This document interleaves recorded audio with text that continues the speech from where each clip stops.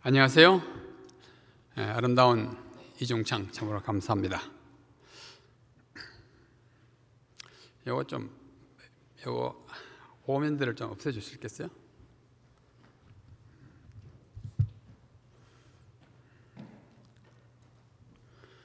오늘 저는 좀 무거운 주제를 가지고 은혜를 나누려고 합니다. 저는 이것이 매우 큰 은혜가 되는 시간이 되기를 바랍니다.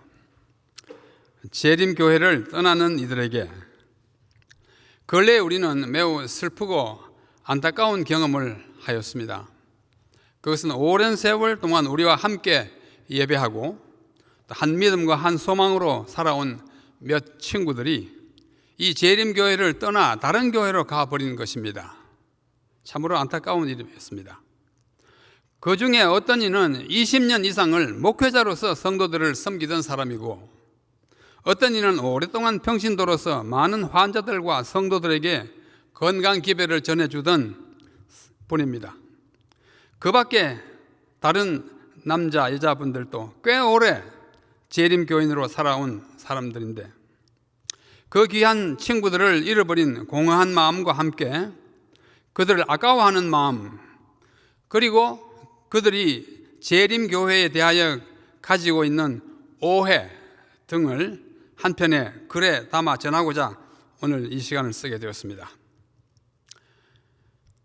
사랑하는 친구들이여, 나는 오늘 지난 수년 동안 우리 재림교회 안에 나타난 몇 가지 안타까운 현상들과 그 결과로 재림교회를 떠나버린 여러 친구들을 생각하면서 좀 무거운 마음으로 이 말씀을 전합니다. 첫째는 1844년이 가지는 예언적 의미에 대하여 회의를 품고 있는 형제들에게 보내는 말씀입니다. 다시 말해서 1844년은 별거 아니다 이렇게 말하는 분들요. 다니엘 8장 14절에 2300주야에 관한 재림교회의 역사적 해석이 틀렸거나 못마땅하다고 생각하시면 더 확실하고 더 좋은 해석이 있어야 합니다. 그것을 찾아서 이치에 맞게 제시해 주시면 우리 다 함께 나눌 수 있습니다. 그 예언에 관하여 몇 개의 해석들이 나와 있지만 모두가 이치에 맞지 않습니다. 또 성경 전체의 역사적 흐름에도 조화가 되지 않아요. 아주 갈팡질팡하는 모습들입니다. 그러나 2300주야를 BC 457년부터 AD 1844년까지의 기간으로 해석하는 재림교회 이 해석은 성경 전체에 제시된 인류 구원의 역사와 계획에 가장 잘 맞고 조화됩니다. 그리고 그 2300년이라는 긴 기간 중에 토막토막이 있는데요, 그 안에 있는 세부적인 기간들에 발생한 여러 사건들도 구속사의 흐름과 일치합니다. 아래 도표를 잘 보시기 바랍니다. 좀 멀고 희미해서 안 보일지 모르지만은 왼쪽 457년 BC에서 오른쪽 1844년까지 2300주야인데요. 2300년인데 그 초기 69주 있고, 그 다음에 1주 합쳐서 70주가 있고, 그 다음에 1844년까지 1810년의 기간이 흐르는데, 그 매듭에 중요한 사건들이 발생한 것을 우리는 다 알고 있습니다. 특히 AD 27년, 다시 말해서 457년 예루살렘을 중건하라는 명령이 난 이후로 69주가 되는 483년 후 AD 27년 가을에 예수님이 메시아로서 침례를 받고 활동을 시작합니다. 그리고 한 주, 곧 7일, 7년 동안에 예수님의 그 전반의 봉사와 그 이어진 유대인들을 위한 기간이 나타나고 있습니다. 27년부터 34년까지 그 사이인 AD 31년 봄에 예수님은 그야말로 끊깁니다. 십자가에 돌아가십니다. 그 후로 34년부터 1810년이 지나가지고 1844년에 2300주야가 끝이 나는데, 더 자세한 것은 이 표에 다 들어있습니다. 이 표에 아주 자세히 들었는데 오늘 이걸 설명할 시간은 없습니다. 이것을 아주 간추려서 그림으로 나타낸 것이 이 사진이에요. 왼쪽에는 명을 내립니다. 예루살렘을 중건하라는 것이 457년이에요. 그 다음에 69주가 되는 483년이 지나면 예수님이 침례를 받습니다. 왼쪽에서 두 번째 그림. 그 다음에 그로부터 3년 반이 지나면 예수님이 십자가에 못 박히십니다. 다시 3년 반이 지나면 밑에 그림 스데반이 돌에 맞아 순교합니다.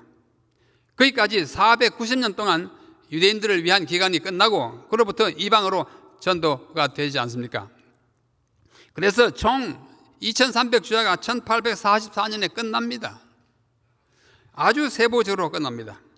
이 모든 것들을 가장 자세히 설명한 책은 각 시대의 대쟁투라는 책입니다. 이 각 시대의 대쟁투라는 책에는 2300이라는 우리말로 글자로 한글로 2300이라고 쓴 것이 11회 우리말 번역에, 그 다음에 숫자로 2300이라고 쓴 것이 31회, 총 42번 2300이라는 이 숫자가 언급되어 있고 아주 자세히 설명하고 있습니다. 그 410페이지에 보면 2300주야는 BC 457년 가을에 효력이 나타난 페르시아 왕 아닥사스다의 예루살렘 중건 명령으로 시작되었다. 그것을 기점으로 계산하면 다니엘 9장 25, 27절에 예언된 모든 사건들의 설명은 완전히 들어맞는다. 와이트빈이 이렇게 강하게 표시한 것이 아주 드뭅니다. 2300년의 첫 부분인 483년 곧 69주일은 기름 부음을 받은 자 메시아의 시대까지 이릅니다. 그래서 그것이 28년 가을이에요. 27년 가을이에요. 그때 그리스도께서 침례와 성령 기름 부음을 받음으로써 그 예언은 분명히 성취되었다. 또한 70번째 주일의 중간에 메시아는 끊어질 것이에요. 끊어진다고 그랬어요. 끊어졌어요. 십자가에 돌아갔을 것입니다. 과연 그리스도께서 침례 받으신 후 3년 반 만에 십자가에 달리셨습니다. 그때는 31년 봄입니다. 70주 곧 490년은 특별히 유대인에게 속한 것이었다. 그 기간의 끝에 유대 민족이 제자들을 핍박함으로 마침내 그리스도를 거절하게 되었고 그때로부터 사도들은 이방인으로 가서 전도를 하게 되는데 그때가 AD 34년이고 그로부터 1810년이 지난 1844년은 틀림없습니다. 천사가 그때의 성소와 정결함을 받으리라고 했습니다. 그 예언 중에 밝게 기록된 모든 사건들이 지정된 때에 의심할 여지 없이 다 성취되었다. 이렇게 아주 두 번, 세 번 못 박아 강조하는 각시대 대쟁투 영문 410페이지의 말씀입니다. 이걸 받아들일 수 없는 것은 매우 안타깝습니다. 둘째, 재림교회가 가르치는 조사 심판에 대하여 진지하고도 폭넓게 연구하지 않고 그것이 단지 재림교회의 독특한 성경 교리라는 그 사실 때문에 그것을 반대하거나 배척하는 일이 있습니다. 나가신 분들 가운데 그런 사람이 있습니다. 그들은 말하기를 성경에도 없는 용어를 왜 만들어서 엉터리 교리를 지어내느냐고 비난합니다. 조사심판이라는 용어가 성경에 없는 것은 사실입니다. 그런데 그 용어 자체는 성경에 사용되지 않았지만 그 말이 의미하는 사상은 성경에 파다합니다. 파다하다고 한자로 읽겠습니다. 파다합니다. 심판 또는 심판하다라는 단어가 성경에 149절에 나옵니다. 어떤 절에는 두 번씩 쓰였어요. 그 대부분이 하나님의 심판을 가리키는 것입니다. 그 밖에도 살피다라는 말이 38절에 나오고 시험하다라는 말이 113절에 나오는데 이 가운데 하나님이 그 동사들의 의미상의 주어인 부분이 많습니다. 그리고 굳이 이런 용어가 아니더라도 성경에는 책들에 기록된 대로 심판이 베풀어진다는 사실은 다니엘과 요한계시록에 분명히 기록되어 있습니다. 심판의 장면을 보여주면서 책들이 펴놓였다는 말은 그 책들에 기록된 것을 조사한다는 말이 아니고 무엇이겠습니까? 자, 함께 보십시다. 다니엘 7장 10절. 저는 다니엘 7장 10절을 아주 오래 여러 달 연구했습니다. 그걸 다 말씀드릴 수 없습니다. 불이 강처럼 흘러 그 앞에서 나오며 그에게 수종하는 자는 천천히요 그 앞에 시위하는 자는 만만이며 심판을 베푸는데 책들이 펴놓였더라. 책이 펴놓였는데 그냥 펴놓고 장식이 아니에요. 펴놓지 봐야죠. 보면서 심판하는 것입니다. 그러니까 조사 심판인 거예요. 요한계시록 20장 12절에도 또 내가 보니 죽은 자들이 물은 내싸고 그 보좌 앞에 섰는데 또 책들이 펴 있고 또 다른 책이 또 있는데 그 책은 그 생명책이다. 여기 적어도 책 두 권, 세 권, 네 권이 있습니다. 책들, 그 다음에 생명책. 죽은 자들이 자기 행위를 따라 책들에 기록된 대로 심판을 받으니, 그러니까 조사할 수밖에 없어요. 성경 본문에는 삼위일체라는 말도 없습니다. 만세방석도 본문에는 없습니다. 난해주의 있어요. 동정녀 탄생 성경 본문에 없습니다. 재림도 없습니다. 다시 오시리라 그래서 재림이라고 그러죠. 성만찬도 없습니다. 세족여식, 성육신, 주기도, 주께서 가르쳐서 기도를 가르쳤다 하니까 주기도죠. 그러나 주기도라는 말이 없습니다. 대쟁투, 칭이라는 말이 단 성경 본문에 없습니다. 하지만 이 단어들이 가지고 있는 의미 또는 사상은 성경에 확실하게 나타나 있습니다. 용어 자체는 사람들이 만든 것이지만 그 용어가 가르치는 사상은 성경에 이미 있는 것입니다. 이러한 사상이나 개념을 표현하기 쉽고 이해하기 편리하도록 용어들을 사람들이 묶어서 만드는 것뿐입니다. 조사심판도 마찬가지입니다. 하나님께서 심판하신다는 것은 명야관화한 불을 보듯이 확실한 것이고, 심판은 매우 중요하고도 엄숙한 일입니다.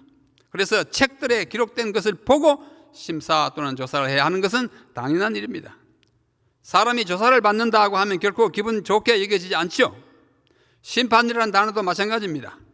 우리가 심판을 받는다는 말을 들으면 거의 자동적으로 두려운 마음이 생기고 할 수만 있으면 그것을 피하려고 합니다.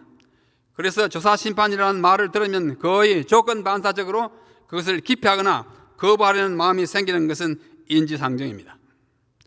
그럼에도 불구하고 죄인들이 조사를 받고 심판을 받는 일은 하나님께서 세우신 인간 구원 역사에 있어서 필수적인 과정입니다. 무조건 너 지옥가, 너 천국가 그러지 않습니다. 온 우주 앞에 납득이 가야 합니다. 어떤 이들은 조사심판은 성경에서 그 근거를 찾을 수 없는데 엘렌 G. 화이트 여사가 지어낸 것이라고 주장합니다. 이런 주장은 문자 그대로 황당하고도 공허한 거짓 주장입니다. 거듭 말하지만 재림교회와 화이트 여사는 오직 성경만이 교리와 실천의 제1원칙으로 삼고 있습니다. 성경에 없는 교리나 성경으로 증명될 수 없는 가르침은 절대로 받아들이지 않고 가르치지 않습니다. 한국어로 번역된 화이트 여사의 저서들 가운데는 조사심판이라는 이 단어가 나오는데요. 이 조사와 심판이라는 단어를 묶어서 네 글자 나란히 붙여 쓴 경우가 6회 나옵니다. 실물교원 310페이지, 그리스도인 선교봉사 240페이지 등등. 그리고 조사, 심판 두 단어를 띄어 쓴 경우가 19회 나옵니다. 재림신도의 가정 321, 실물교원, 각시의 대쟁투 등등.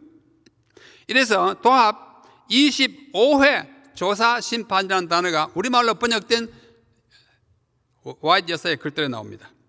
그리고 최근에 번역된 성소에 계시는 그리스도라는 책이 있습니다. 이것은 아직 우리 예언의 신 그 목록에 들어가서 그 본문이 없기 때문에 검색하면 이것은 나오지 않지만 이 책을 다시 찾아보면 그게 12번 더 조사심판이라는 단어가 나옵니다. 도합 37회가 우리말로 번역된 예언의 신에 언급됩니다. 이 중에서 각 시대의 대쟁투라는 책에는 이 용어가 14번 등장합니다. 그리고 그 책에 있는 하늘에서 행하지는 조사심판이라는 한 챕터, 장이 있어요. 그 장에는 조사심판의 배경과 과정을 명시하거나 보충하는 수많은 성경 본문들이 인용되어 있습니다. 성경에 근거 없는 것이 아닙니다. 오해하지 마십시오. 화이트 여사는 결코 성경에 근거하지 않은 개념을 창안해내는 분이 아니고 신중한 연구 끝에 얻은 결과를 말하거나 그 다음에 연구 끝에 계시로서 비준된 사상을 제시하는 분이었습니다. 그분은 철저히 성경에 근거한 말씀만 했고 성경에서 벗어난 사상에 대해서는 결코 지지를 보내거나 장려한 적이 없습니다. 그분은 성경을 높이 지켜들었습니다. 그야말로 성경을 가장 높은 권위에 있는 것으로 늘 주장해 왔습니다. 이게 각시대 대쟁투 488페이지에 그분이 이렇게 썼어요. 귀중한 시간을 쾌락과 몸치장과 돈을 버는 데 허비하는 대신에 열렬하고 경건하게 진리의 말씀을 연구하는 데 바쳐야 할 것이다. 그 다음에 파란 글자요. 하나님의 백성들은 성소 문제와 조사심판에 관한 문제를 분명히 이해해야 할 것이다. 참 필요해요. 분명히 이해하지 않으면 남들이 뭐라 그러면 휩쓸려 갑니다.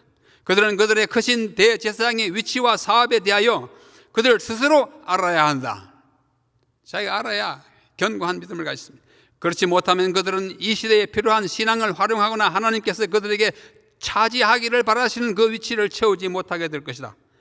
각 사람은 그의 영혼을 구원하든지 잃어버리든지 양당간에 결정될 것이다 합니다. 좀 엄석하죠? 참으로 그렇습니다. 조사심판의 성경적 기초에 대하여는 일찍이 한 학자가 마빈 모어라고 하는 분이 책을 하나 썼습니다. 재림전 조사심판의 성경적 기초라는 책입니다. 굉장히 좋은 책입니다. 이 책입니다. 이 책을 저술하여 충분히 성경적 기초를 제시했고 설명했습니다. 조사심판에 대하여 의문을 제기하는 이들은 속히 이 책을 천천히 읽어보시기 바랍니다. 이 책을 다 읽고 나면 많은 의문이 풀릴 것이고 여러분의 삶의 방향이 바뀔 것입니다.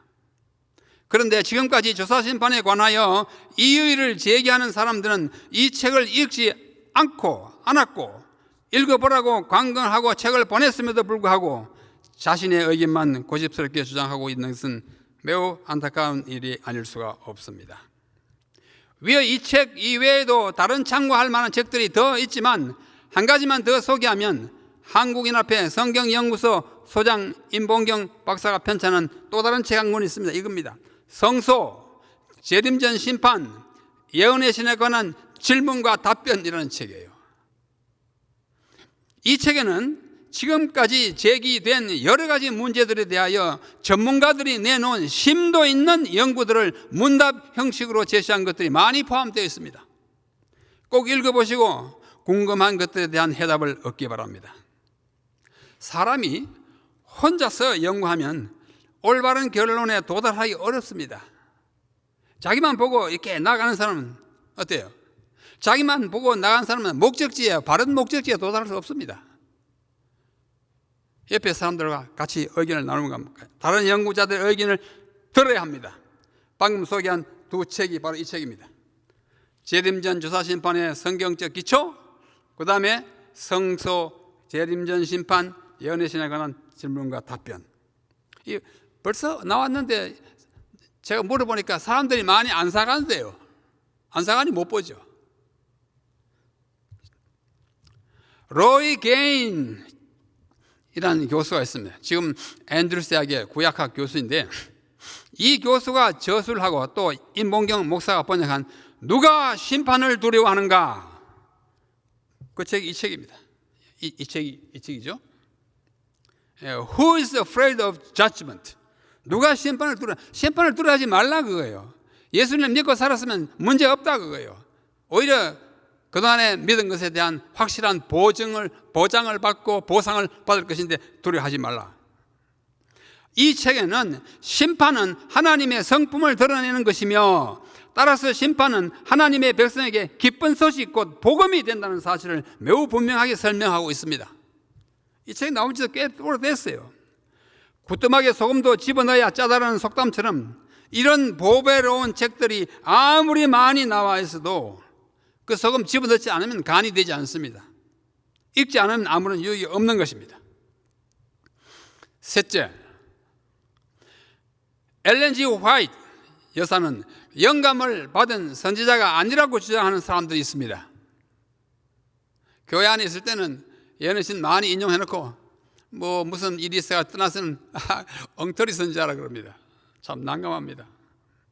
인간은 동료 인간이 신의 계시를 받는다고 하면 그것을 수용하기가 여간 어렵지 않습니다.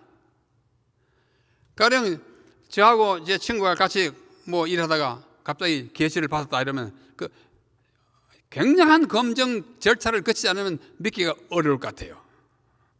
실로 그렇습니다.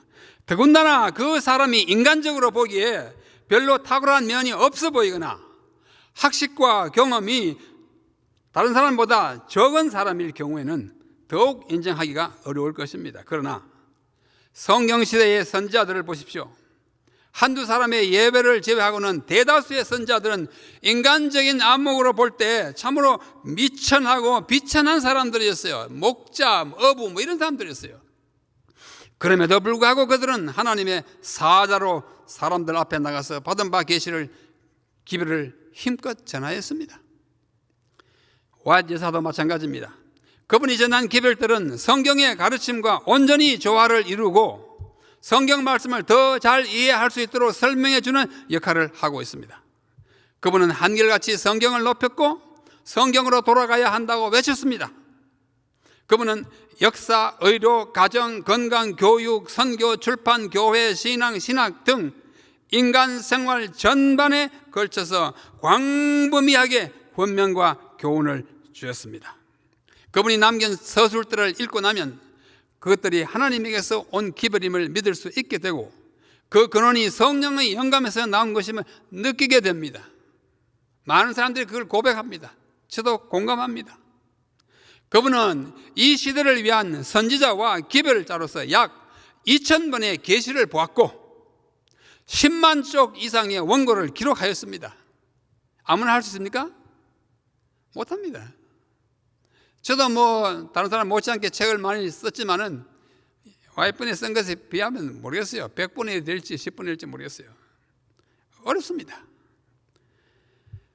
이것은 특별한 능력과 초인적인 도움이 없이는 불가능한 일입니다. 그분의 저술들을 읽은 외부의 인사들도 그분이 이 시대의 진정한 선지자, 시대를 멀리 앞서가는 예언자였음을 인정하는 것은 참으로 놀라운 일입니다. 여기 한 유명 인사가 화이트 여사의 책들을 읽고 기록한 증언을 들어보십시오. 20세기의 천재 학자 올브라이트의 말입니다. 이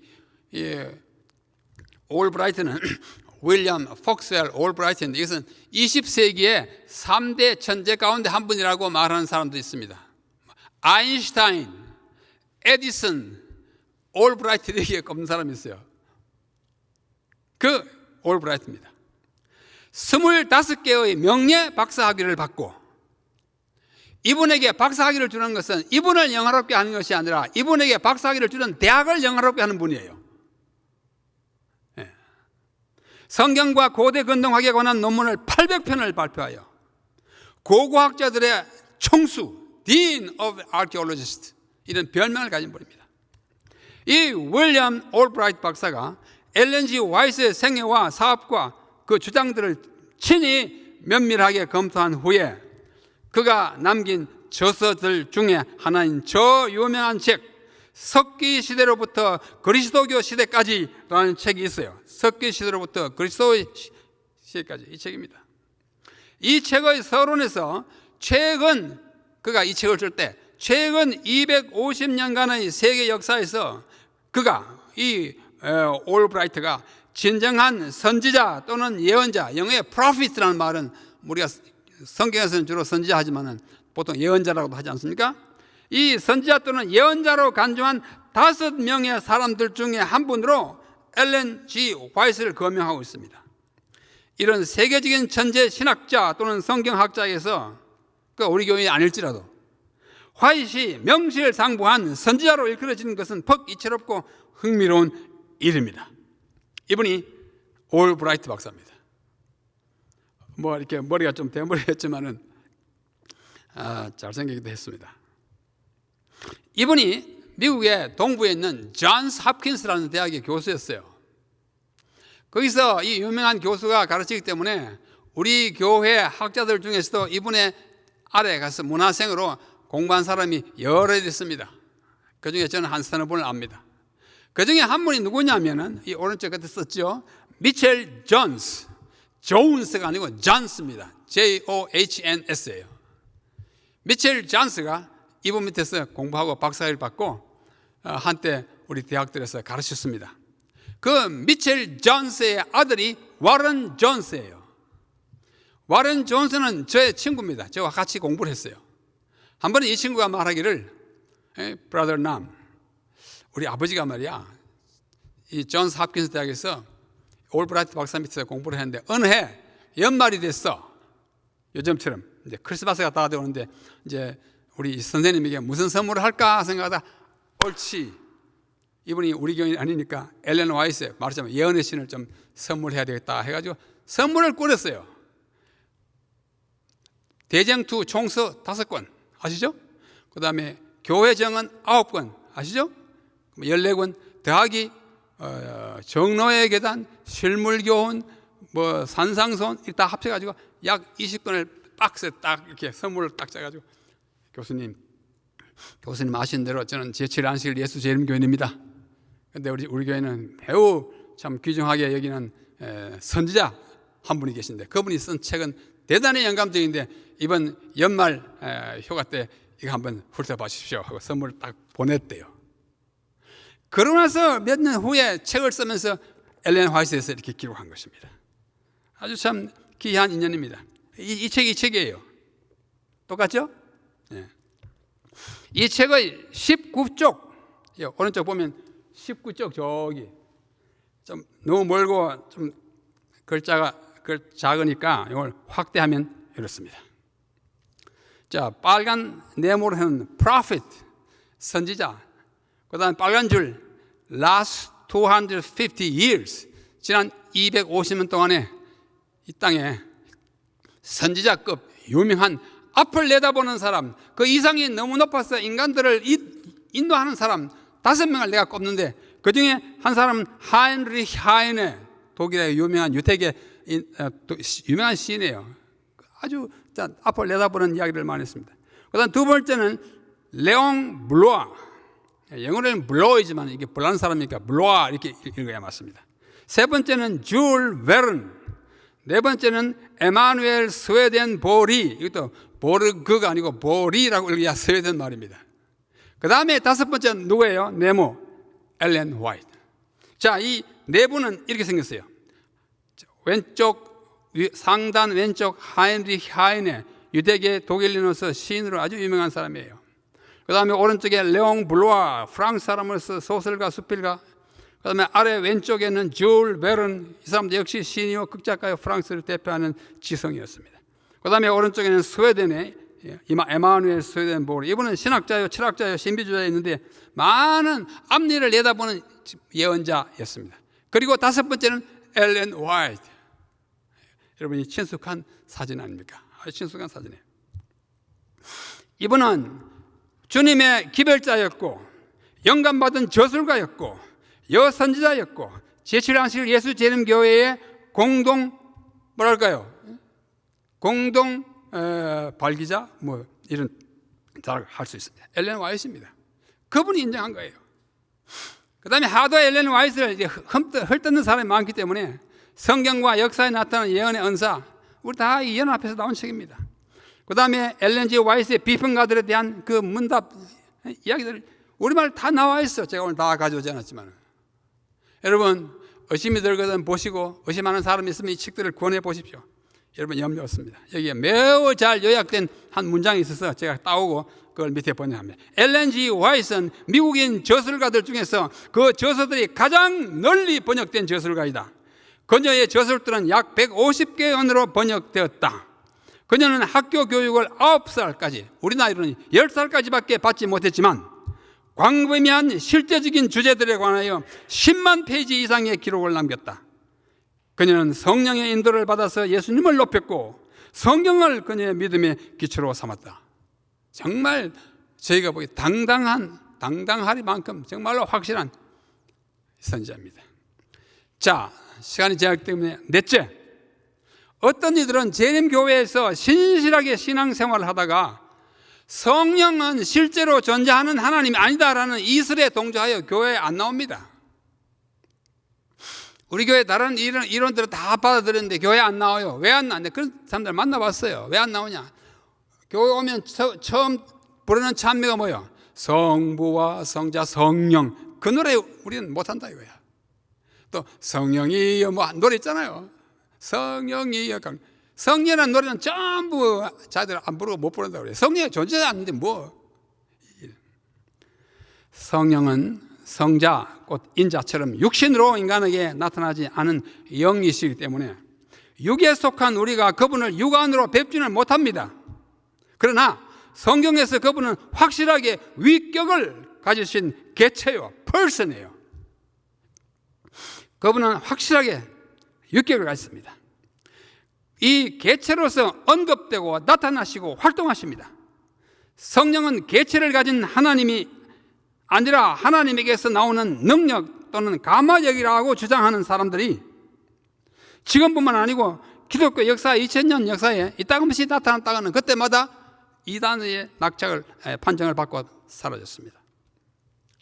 성경을 자세히 보면 성령은 모든 것을 통달하시는 전능의 하나님이시고 진리의 영으로서 우리를 진리로 인도하시고 그리스도의 영광을 나타내시며, 성경 구절은 제가 다 읽지 않았습니다. 보혜사로서 그리스도를 증거하시고 우리에게 모든 것을 가르치시고 배운 것들을 생각나게 하십니다. 성경절, 요한복음에 성경절 많이 있습니다. 특히 다음에 본문에 귀를 기울여 보십시오. 사도행전 13장 2절 바나바와 바울을 세워서 이제 내보낼 때 그때 성령이 말씀하시기를 내가 불러시키는 일을 위하여. 누가요? 내가. 성령이 인격체가 아니고 어떻게 이런 말을 할 수 있습니까? 내가. 성령이 말씀하기를 내가 불러시키는 일을 위하여 바울과 바나바를 따로 세우라. 성령이 내가 그랬어요. 성령은 자신을 제1인칭 나로서 지칭하시는 인격적 존재이십니다. 그래서 예수님께서는 아버지와 아들과 성령의 이름으로 침례를 주라고 명령하셨고, 바울도 주 예수 그리스도의 은혜와 하나님의 사랑과 성령의 교통하심이 너희 무리와 함께 있을지다라고 축복하셨습니다. 이래도 성령의 개체를 인정하지 않으면 정말 답답한 마음뿐이에요. 어떻게 할 수가 없습니다. 성령을 포함한 삼위, 성부와 성자, 성령 삼위의 하나님이 인간의 창조와 구원의 동일한 목적과 능력으로 참여하신 것이 성경에 잘 묘사되어 있습니다. 삼위일체 신학은, 성부와 성령, 성자의 신학은 확고한 성경적 교리입니다. 성령 부존론, 성령은 존재하지 않는다는 이론, 성령 부존론은 결코 진리가 아니니 그것을 주장하는 사람들을 따라가지 마시기 바랍니다. 자, 다섯째, 제가 이 항목을 9개, 10개 했는데 시간이 제한돼서 5개로 줄였습니다. 마지막 다섯째, 어떤 이들은 재림교회에서 나오라 그럽니다. 그러면서 바벨론이라고 말합니다. 또 바벨론이라고 직접 언급하지만 그거 나와야 된다고 그럽니다. 바벨론에서 나와라, 그리고 또 교회에서 나와라, 재림교회에서 나와라, 이렇게 합니다. 이것은 단순히 불합당한 말이 아니라 천부당, 만부당한 말이요, 나중에 아마 벌을 받을 것 같습니다. 제가 보기에는. 재림교회는 또 다른 천사 곧 둘째가 그 뒤를 따라 말하되 무너졌다 무너졌다 큰 성 바벨론이여 모든 나라를 그 음행으로 인하여 진노의 포도주를 먹이던 자랐다 하더라라는 이 기별, 세 천사의 기별 가운데 둘째 기별. 다시 말해서 거기서 바벨론에서 나오라, 계시록 18장 4절. 이러한 기별을 전하는 사람이지 그 자체가 바벨론이 아닙니다. 재림교회를 바벨론이라고 말하는 사람들이 엘렌 G. 화이트의 말을 믿을지 안 믿을지 모르지만 그분이 다음과 같은 엄숙한 경고의 말씀을 남겼으니 잠시라도 귀를 기울여 보십시오. 화이트는 당시에 S라고 하는 형제가 있었는데 친애하는 S 형제에게 나는 그대가 제7일 안식일 예수 재림교회는 바벨론이며 구원받고자 하는 사람은 그곳에서 나와야 한다는 입장을 취하고 있는 것으로 알고 있다. 그대는 이 점에 있어서 마귀에게 기만을 당한 유일한 인물은 아니다. 전에도 있었고 앞으로도 있을 거라고 해요. 기만당하지 마십시오. 또 M이라는 형제도 또 있었어요. 비슷한 주장을 했어요. 주께서는 M 형제에게 제7일 안식 예수 재림교회를 바벨론이라고 부르라는 것과 하나님의 백성을 그 가운데서 불러내야 한다는 기별을 주시지 않았다. 당신이 전하는 기별은 하나님 주신 기별 아니야. 주께서는 나에게 그러한 기별들에 대하여 반대되는 결정적인 빛을 주셨으므로 형제가 어떤 이유들을 제시할지라도 그것은 나에게 일고의 가치도 없습니다. 앞에는 굉장히 명쾌하고 명료합니다. 제7일 안식일 예수 재림교회 교들이 바벨론 혹은 바벨론의 어떤 부분을 이루고 있다고 주장하는 사람들은 가정에 머물러 있는 것이 더욱 좋을 것이다. 나가서 자꾸 떠들고 이상한 사람들에게 이상한 말 하지 말고 집에 머물러 있는 게 차라리 낫겠다. 그들에게 그 일을 그치고 이 시대에 선포되어야 할 기별이 무엇임을 생각하게 하라. 그들은 한 백성을 여호와의 날에 서도록 준비시키기 위하여 하나님의 역사와 협력하여 일하는 대신에 형제들을 참수하는 자, 곧 하나님 앞에서 밤낮 그들을 참수하는 자와 함께 서 있다. 이 자가 누구예요? 마귀잖아요. 정은보감, 제가 오늘 너무 책에 여러 권에서 안 가져왔는데요, 제2권 48장 남은 교회는 바벨론이 아니다라는 한 챕터가 있습니다. 한번 읽어보십시오. 영문은 355페이지부터고 국문 369페이지인데 이걸 좀 그분들이 나간 분들이 좀 읽으면 좋겠습니다. 자, 이상과 같은 호소와 경고에도 불구하고 재림교회를 떠나간다면 우리 인간으로서는 더 이상 어떻게 할 방법이 없습니다. 소매를 붙들어도 가시는 님을 말릴 수가 없습니다. 우리가 인정으로 붙들고 더 확실한 진리로서 만류해도 떠나가는 여러분들을 더 이상 붙잡아 둘 힘이 없습니다.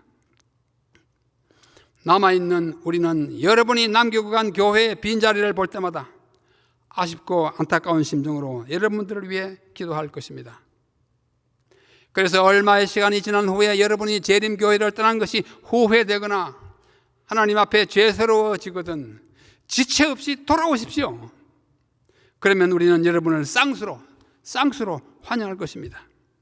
부디 돌아오십시오. 어떤 이유로 갔든지 돌아오십시오. 재림교회만큼 성경과 온전한 조화를 이루는 교리를 가진 교단이 없고 재림교인만큼 성경을 충실히 따르는 교인들도 없을 것입니다. 이거는 뭐 자만에서 나오는 말이 아니라 우리가 많이 비교해보면 그렇습니다. 그리고 재림교회는 하나님의 말씀에 순종하여 안식일을 회복하고 주의 재림을 위해 세상을 준비시키는 지대한 사명을 가진 주님의 교회입니다. 여기 생물이 하나 있죠?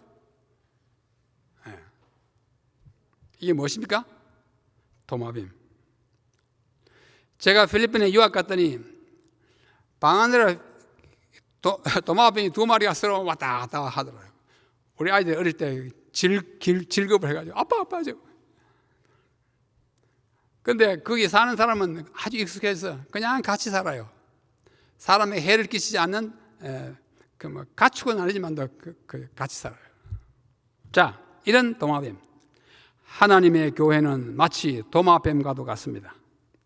도마뱀의 꼬리가 몸통에서 끊기면 어떻게 될까요?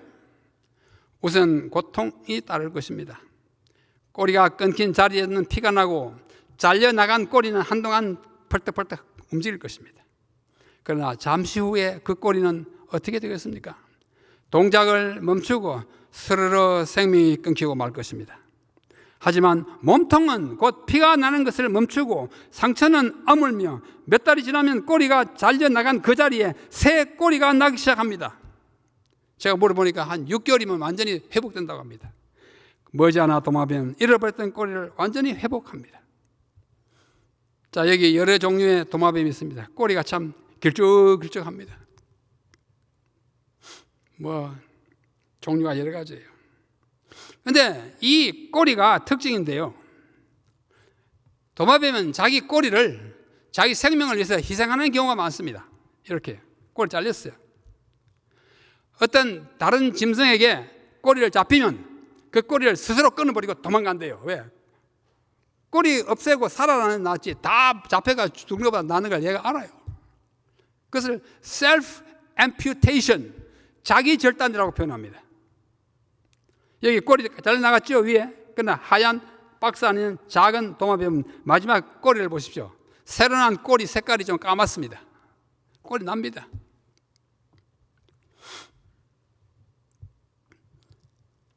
재림교회라고 하는 도마뱀에서 스스로 꼬리를 자르고 나가신 분들은 정말 안타깝지만 그 잘린 꼬리가 도마뱀을 만들어내지는 못한다는 사실을 기억하시기 바랍니다.